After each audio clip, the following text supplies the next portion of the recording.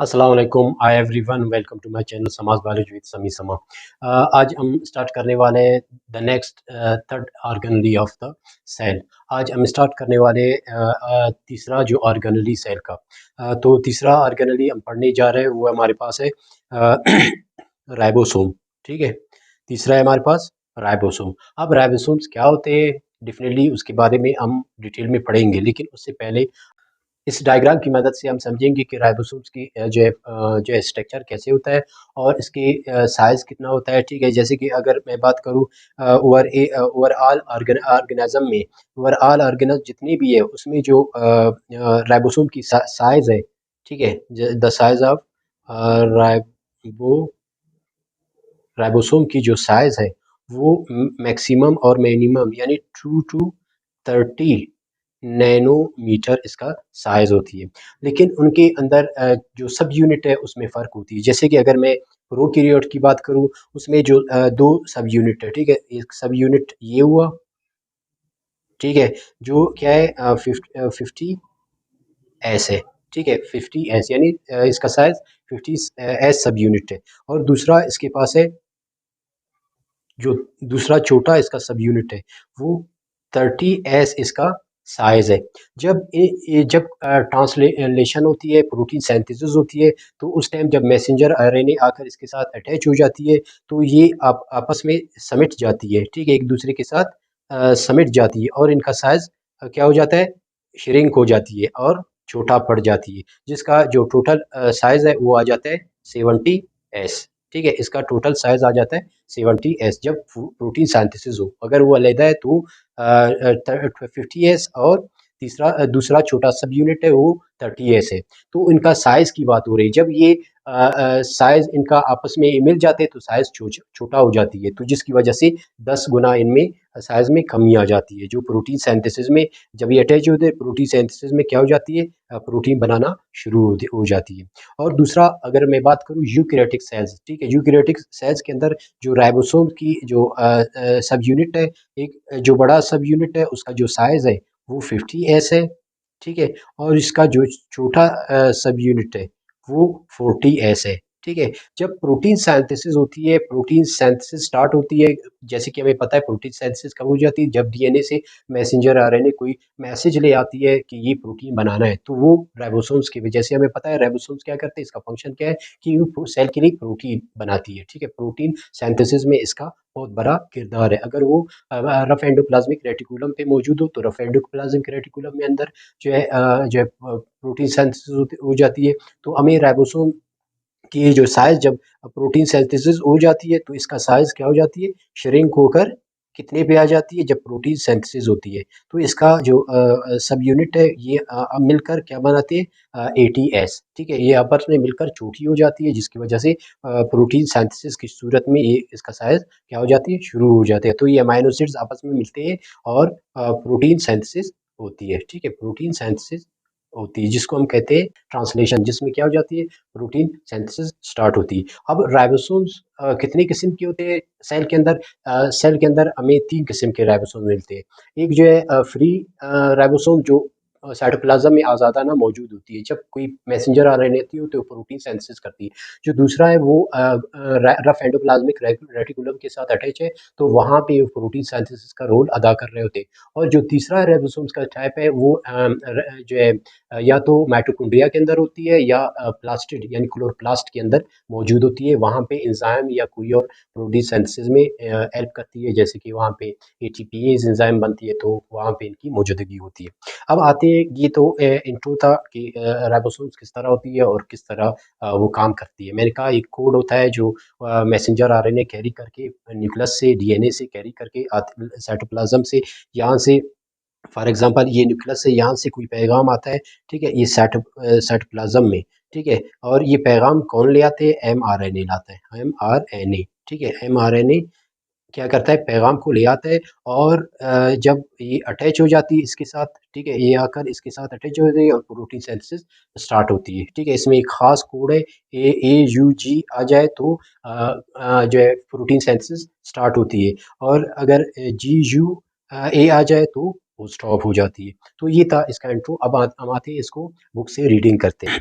अब हम आते हैं इसको रीडिंग करने के। सबसे पहले राइबोसोम को समझिए कि राइबोसोम राइबोस शुगर से बना हुआ है, सोम इन बॉडी।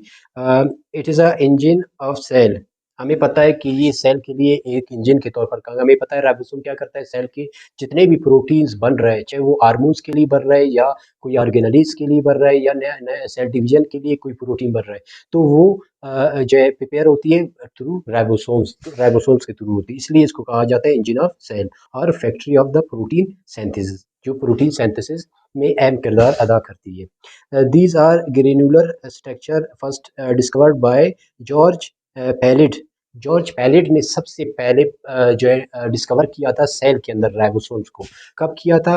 1953, यानी 1953 यानी 1953 में उसने सबसे पहले राइबोसोम्स को देखा। कहाँ पे? सेल के अंदर। ठीक है। और ribosomes are non membrane organelles. कहते हैं कि वो ऑर्गेनेलीज है सेल के अंदर, वाइड ऑर्गेनेली है जिसमें सेल मेम्ब्रेन नहीं होता। Present both prokaryotics as well eukaryotic cell. हमें पता है कि राइबोसोम, जैसे कि मैंने इंट्रो में डायग्राम में मैंने बता दिया कि राइबोसोम प्रोकैरियोट में किस तरह होता है और यूकैरियोटिक में किस तरह होता है। Except mammals RBCs. हमें पता है आरबीसीज में नहीं होता, क्योंकि आरबीसीज क्या है, वो ग्लोबुलर प्रोटीन्स होते हैं। ठीक है, वो कोई सेल नहीं होता। ठीक है, इसको सेल का नाम दिया है लेकिन एज अ सेल नहीं है। ठीक है, तो उसमें डेफिनेटली सेल हम उनको कहते हैं वो मुकम्मल सेल मेम्ब्रेन बॉन्डेड ऑर्गेनेलीज उसमें मौजूद हो। It is one of the smallest organelle, is also called organelle within an organelle। ठीक है, इसको दूसरा नाम क्या देते हैं? क्योंकि ये जो है बहुत सेल में सबसे स्मॉलेस्ट ऑर्गेनेली है, और इसकी जो साइज, जैसे कि मैंने बता दिया था कि इसका साइज जो है 2 to 30 नैनोमीटर होती है, यानी 2 से 20 से 30 नैनोमीटर इसका साइज होती है। तो इसको दूसरा नाम उसने कहा organelle with in an organelle. ठीक है, इसको दिया है। अच्छा, अब हम आते हैं इसकी कंपोजिशन पे। ठीक है, कंपोजिशन पे हम आते हैं। अब सर कंपोजिशन क्या है इसका? They are also known as ribo ribonucleo protein. ठीक है, इसको नाइक्लो राइबोन्यूक्लो प्रोटीन भी कहते हैं। Particle of the cell. ठीक है, सेल का एक पार्टिकल होता है। Because of composed of protein, ये हमें पता है कि ये प्रोटीन और राइबोसोमल आरएनए। जैसे कि हमें पता है कि राइबोसोम्स के 3 टाइप होते हैं। एक मैसेंजर आरएनए जो डीएनए से पैगाम लाता है, दूसरा ट्रांसफर आरएनए जो क्या करता है, न्यूक्लियोटाइड्स को लेकर आता है, अटैच करता है, और तीसरा आरआरएनए जो राइबोसोमल आरएनए जो राइबोसोम्स के साथ अटैच है, और राइबोसोम का 40 to 60% कवर आरआरएनए कर देता है, बाकी सारे प्रोटीन है। आरआरएनए से प्रोटीन और आरआरएनए से मिलकर बना होता है। क्या राइबोसोम किस चीज़ से बना होता है?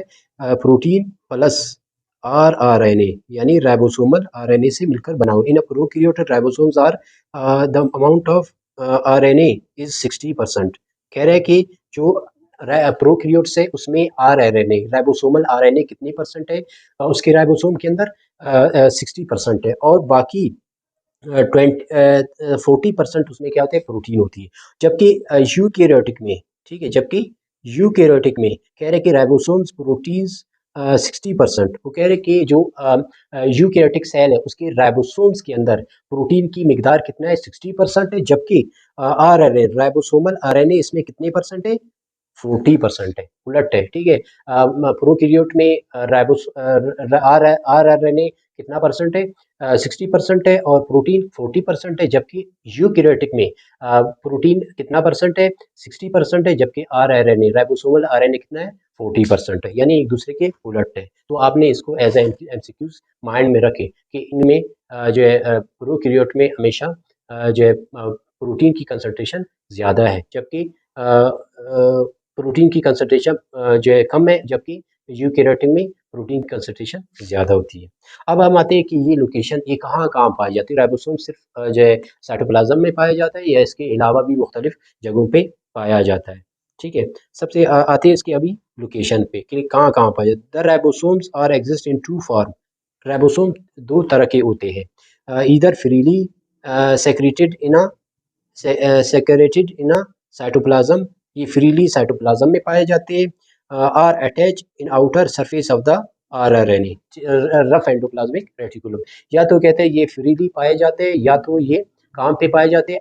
जैसे कि हमने एंडोप्लाज्मिक रेटिकुलम पढ़ लिया था, तो उसमें हमने देखा कि rough endoplasmic rough endoplasmic reticulum को रफ एंडोप्लाज्मिक रेटिकुलम इसलिए कहा जाता है क्योंकि उसके साथ राइबोसोम्स अटैच है, जिसकी वजह से उसको रफ करता है, जिसकी वजह से वो पोर्शन उसका प्रोटीन सिंथेसिस में हेल्प करता है।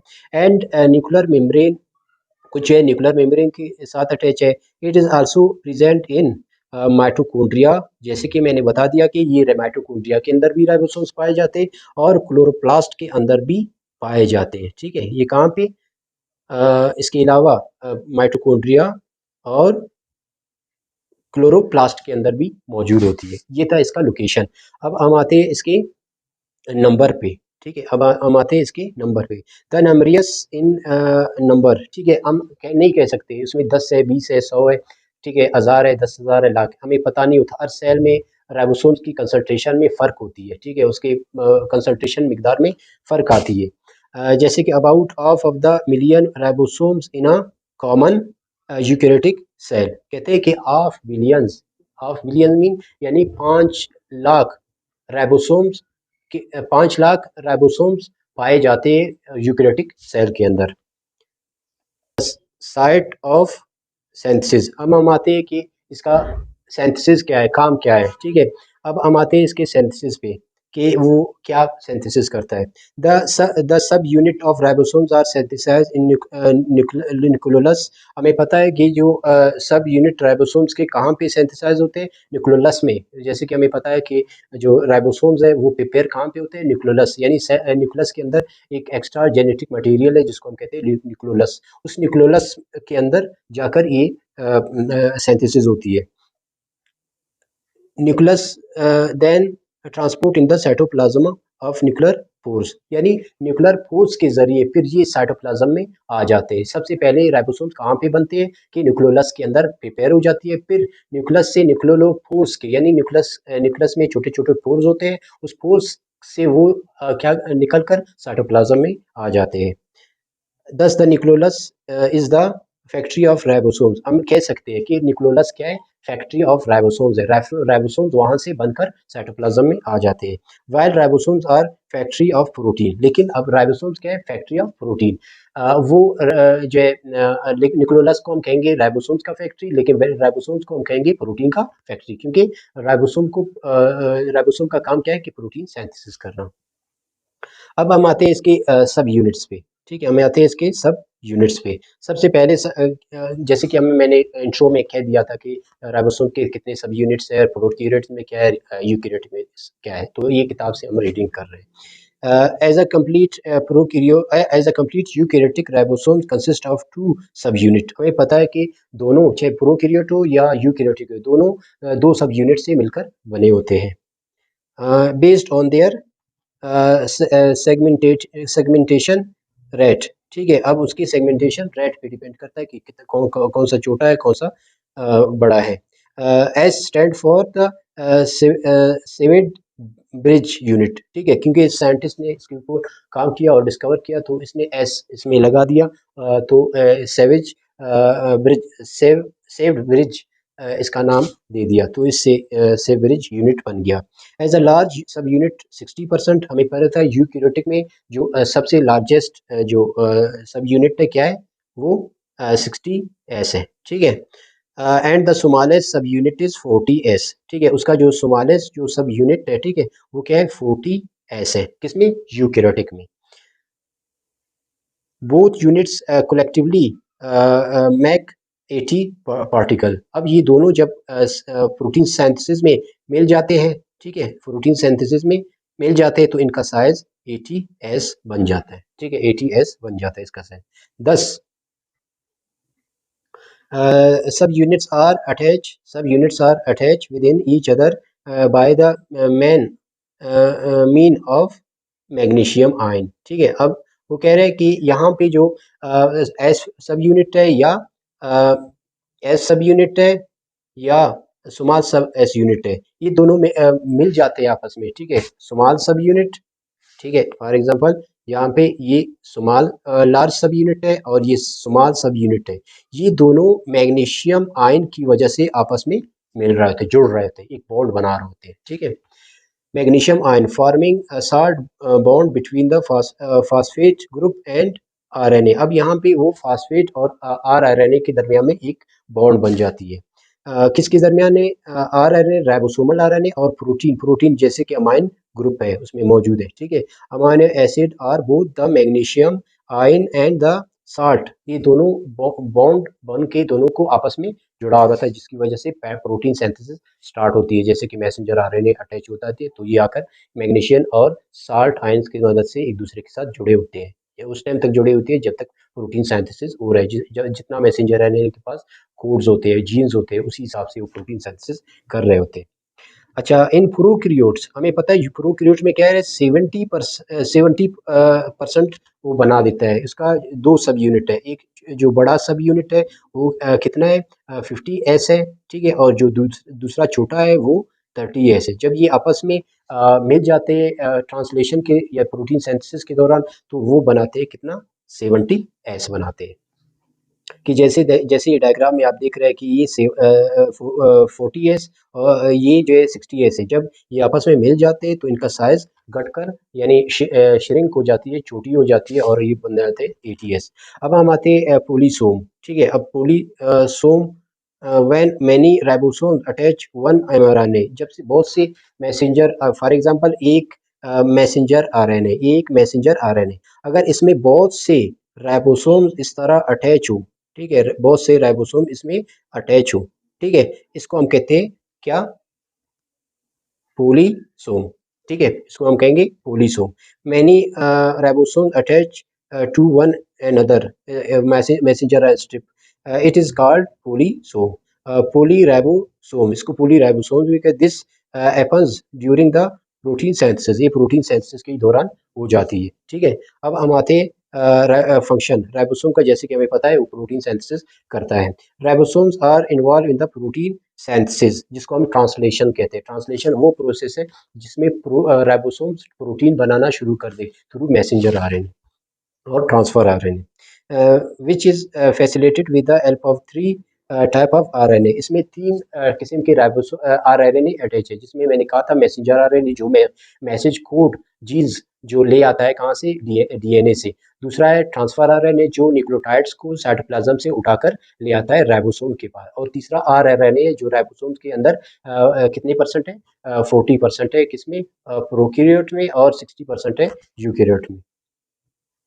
Under the instruction of the DNA, वो डीएनए के ही थ्रू ट्रांसलेशन होती है प्रोटीन सेंस, अदरवाइज नहीं होता। तो ये हमारे पास था राइबोसोम। अब इसके बाद हमारा जो टॉपिक होगा वो होगा गोल्गी